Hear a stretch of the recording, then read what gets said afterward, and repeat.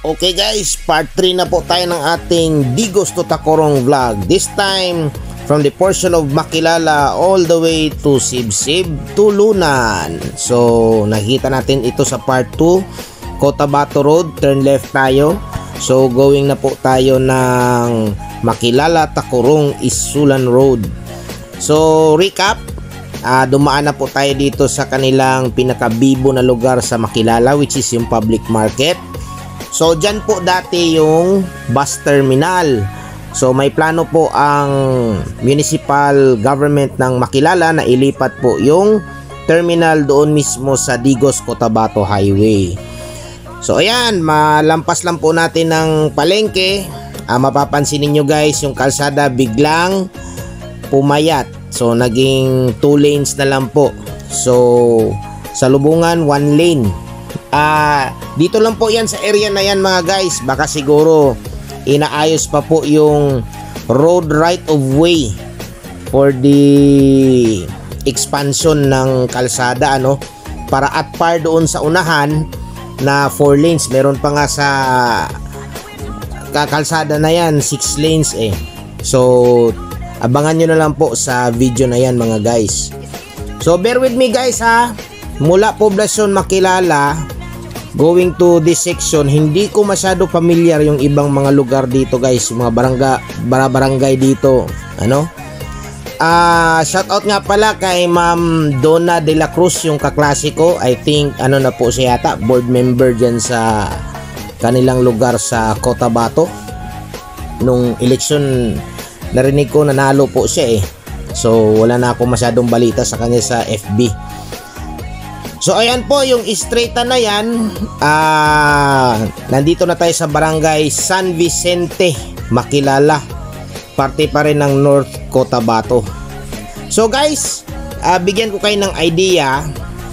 Matatouch natin ng kaunti ang municipality of Mlang. Pero hindi talaga dyan sa poblasyon. So yung mga pasahero mula Davao, kung gusto nyo pong pumunta ng poblasyon ng Mlang, pwede via Matalam or dito kayo bababa sa may Bagong Tapay. Pero mas malapit sa Bagong Tapay guys eh. Multicab na lang po from Bagong Tapay to Mlang, as napakita ko sa video natin noon na Kidapawan to Bagong Tapay, ano. So yun, wala masyadong fancy sa daanan na ito guys, kasi nga puro greenery, puro farm life.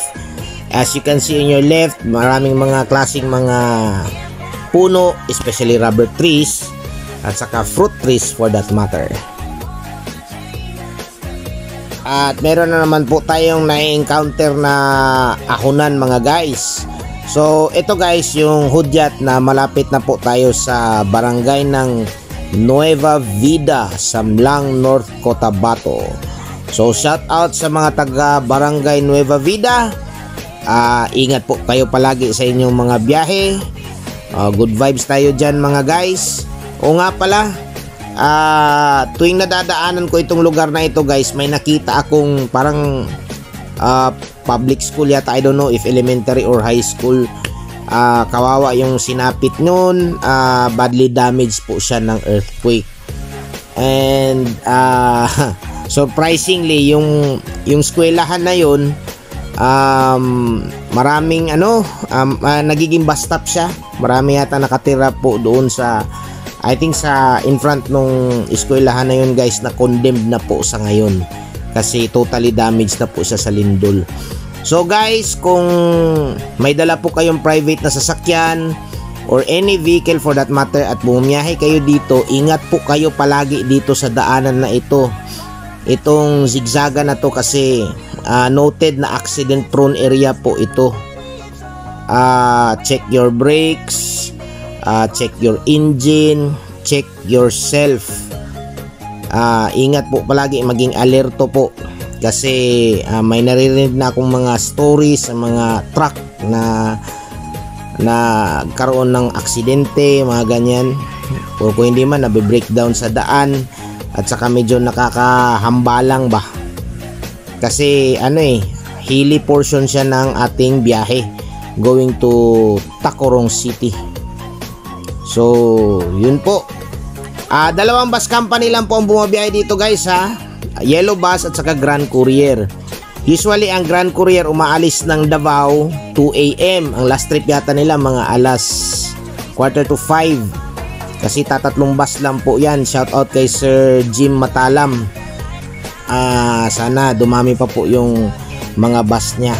So yun po yung parang bus stop doon guys. Yun yung tinutukoy ko na eskwelahan ng Nueva Vida na totally condemned na po. So ayun, nakalagpas na po tayo sa Zigzagan. So nandito naman po tayo sa Patag na area. So malapit lang po dyan yung crossing Bagong Tapay at saka nandyan din yung isang follower natin, inspector ng YBL, si Limwell John Valdez. Shout out sa kanya. Follow nyo po yung channel niya guys. Sari-sari pong content, mga DIY sa pagpaparepair ng sasakyan, DIY na pagpapagawa ng bahay, at saka yung mga kwelang videos niya. Please support him mga guys. So shout out Limwell John Valdez. Wala pa ako sa YBL, nagkakilala na po tayo. O nga pala guys, bago ko makalimutan, ito palang galing ka sa Nueva Vida, meron dyang barangay dito sa Mlang. I don't know, correct me if I'm wrong ha, parang New Haniwa yata yun. Basta yung highway na yan, na portion na yan guys, maraming nagbebenta ng pomelo. Kung interesado po kayong bumili ng pomelo, anuhin nyo po, try nyo po bisitahin sa kanilang mga fruit stands. Yan lang sa tabi-tabi ng highway po. Kasi marami pong taniman ng pomelo dyan mga guys. I think yung ibang truckers nga dyan,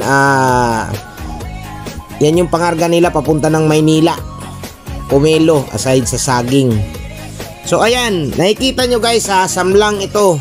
Pero ang lapad po ng ating kalsada. To the extent nga, yung pinaka innermost lane ng highway, naka-ano na naka-aspalto na. So yun, straight and lang ito guys. Pero please lang, takbong pogi lang po tayo guys ha. Follow lang po tayo sa tamang speed limit para iwas disgrasya po tayo mga guys. So ayun, hindi po katagalan, malapit na po tayo doon sa barangay ng Bagong Tapay or Junction Bagong Tapay. Bigyan ko kayo ng idea guys. Yung junction na yan guys, going to your right kung galing ka ng Davao, is going to center ng Mlang or poblasyon ng Mlang. And then from Mlang, merong kalsada doon, turning right going to Kidapawan, o kung mag straight ka going to Matalam, North Cotabato.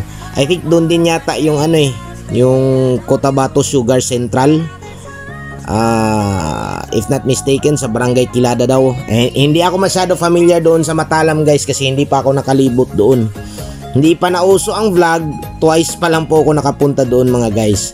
But don't worry, pupuntahan din natin yan anytime soon. So ayan, marami ng solar lights, meron ng cell site, at ayan na po ang Bagong Tapay Junction and Round Ball. Yan ang papunta po ng Poblasyon Mlang and Matalam. Diyan din dumadaan po yung rural transit going to Cagayan de Oro City. So ayan.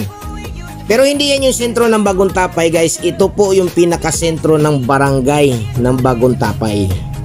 Ayan, yan yung barangay proper nila.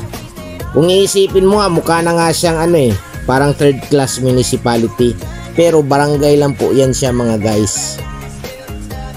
So ayun, ang pagkatapos po ng Bagong Tapay proper, merong isang lugar na tinatawag nilang Kilometer 125, pero yan na po yung I think border ng Tulunan.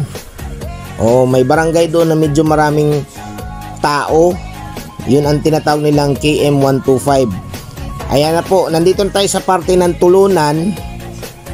6 lanes ganda no. Ayan po yung sinasabi ko. Sana tama ito, Kilometer 125. May bumaba po dyan na pasahero mga guys.